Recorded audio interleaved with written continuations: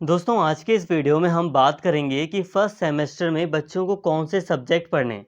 देखिए सारी बातें क्लियर की जाएंगी। आज के इस वीडियो में हम बात करेंगे कि पॉलिटिकल साइंस ऑनर्स के अंतर्गत फर्स्ट सेमेस्टर में बच्चों को कौन कौन से सब्जेक्ट पढ़ने हैं।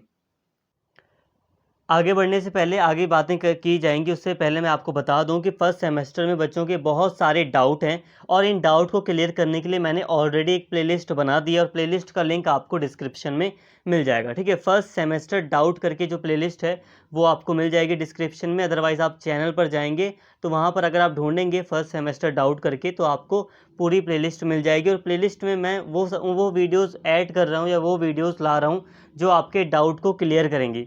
तो आपके कई सारे डाउट है, सारे के सारे डाउट को क्लियर किया जाएगा। लेकिन आज की इस वीडियो की बात करूं तो आज की इस वीडियो में हम बात करेंगे कि आपको कौन कौन से सब्जेक्ट फर्स्ट सेमेस्टर में पढ़ने हैं। ठीक है, देखिए दोस्तों, अभी 2023 में बच्चों ने फर्स्ट सेमेस्टर में एडमिशन लिया है। तो ये नए बच्चे हैं जिन्होंने 2023 में एडमिशन लिया है फर्स्ट सेमेस्टर में, और इनका जो एग्ज़ाम होगा फर्स्ट सेमेस्टर का वो 2024 में होगा। आप लोगों का जो जो जिन बच्चों ने 2023 में एडमिशन लिया है फर्स्ट सेमेस्टर में, उनका जो एग्ज़ाम है वो 2024 में होगा।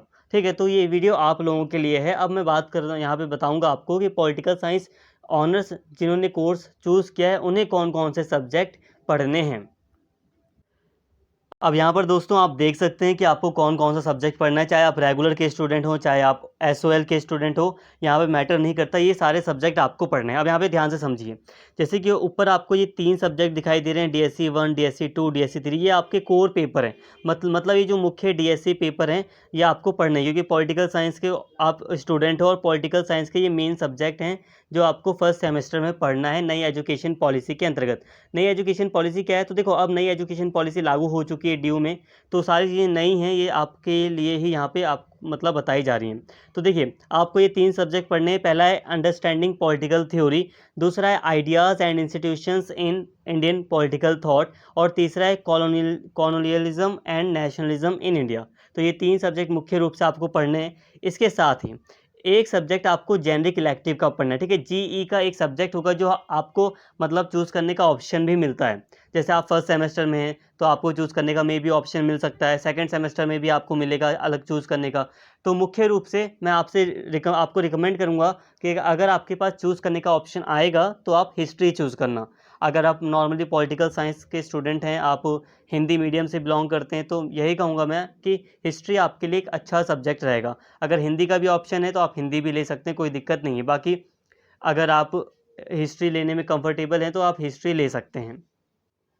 बाकी ये आपके ऊपर डिपेंड है, आप अपने हिसाब से अपनी सहूलियत के हिसाब से चूज़ कर सकते हैं जो आपको ठीक लगे। इसके साथ ही दोस्तों आपको एक एईसी का एक कंपलसरी एक पेपर पढ़ना है, वो है environmental science theory into practice. ये आपको ये कंपलसरी रूप में ये एक सब्जेक्ट आपको पढ़ना है। ये इन्वायरमेंट से संबंधित एक मतलब सब्जेक्ट है, एईसी से हम बोलते हैं, तो ये आपको पढ़ना है। तो इस तरह आपके 5 सब्जेक्ट यहाँ तक हो गए। अब हम बात करें आगे, तो यहाँ पे देखिए आपको एसईसी स्किल एनहेंसमेंट कोर्स का एक सब्जेक्ट आपको चूज़ करना है। तो चूज़ करने में आप चाहें तो हिंदी चूज़ कर सकते हैं, चाहें तो आप कोई दूसरा सब्जेक्ट चूज़ कर सकते हैं। बाकी हिंदी आपके लिए ठीक रहेगी, क्योंकि वैसे मीडियम अगर आपका हिंदी रहा है तो आप हिंदी चूज़ कर सकते हैं। इसके साथ ही दोस्तों वैल्यू एडिशन कोर्स में अगर मैं बात करूं तो इसमें भी आपको एक ही सब्जेक्ट चूज़ करना है।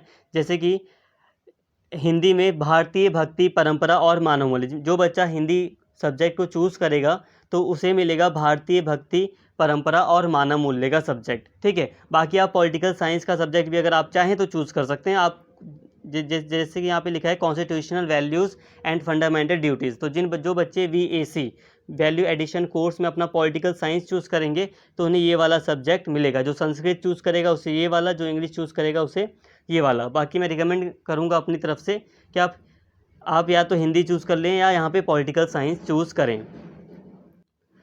बाकी फिर भी ये आपकी एबिलिटी के ऊपर डिपेंड करता है। अगर आप किसी को इंग्लिश चूज़ करना है तो वो ये भी कर सकता है, वो आपकी एबिलिटी के ऊपर डिपेंड करता है कि आपको कौन सा चूज़ करना है। बाकी मुझे जो हल्का सा रिकमेंडेशन देना था वो मैंने आपको हल्का सा रिकमेंडेशन दिया है। बाकी वो बाकी जितनी भी चीज़ें हैं वो आप अपनी एबिलिटी के अकॉर्डिंग चूज़ करोगे। तो देखिए दोस्तों, कुल मिला के यहाँ पे मुझे सब्जेक्ट दिखाने थे बस। तो ये 3 सब्जेक्ट मुख्य रूप से आपको पढ़ने ही पढ़ने, तो ये 3 हो गए, ठीक है। आपको जेनेरिक इलेक्टिव का कोई एक सब्जेक्ट चूज़ करने का ऑप्शन आपको मिलेगा नॉर्मली, तो आपको एक सब्जेक्ट चूज़ करना होगा। तो इस तरह आपके 4 सब्जेक्ट हो गए टोटल। इसके बाद आपको एक एईसी का सब्जेक्ट भी आपको ऐड करना पड़ेगा, तो इस तरह आपके टोटल 5 सब्जेक्ट हो गए। एईसी वाला तो कंपल्सरी आपको ये पढ़ना है। इसके अलावा स्किल एनहांसमेंट कोर्स में से आपको एक सब्जेक्ट चूज़ करना पड़ेगा, तो तीनों में से कोई सा भी एक सब्जेक्ट आपको लेना है, तो आप कोई सा भी ले सकते हैं। हालाँकि ध्यान रखना, सेकंड सेमेस्टर में भी आपको चूज़ करने का ऑप्शन मिलता है सब्जेक्ट। तो यहाँ पे इस तरह आपके ऊपर 3, फिर 1, 4, 5, 6 और 7, टोटल आपके यहाँ पे 7 सब्जेक्ट हो गए।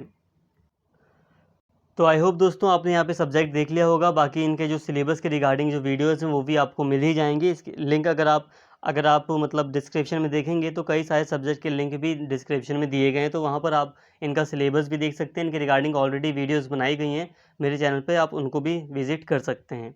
Thank you.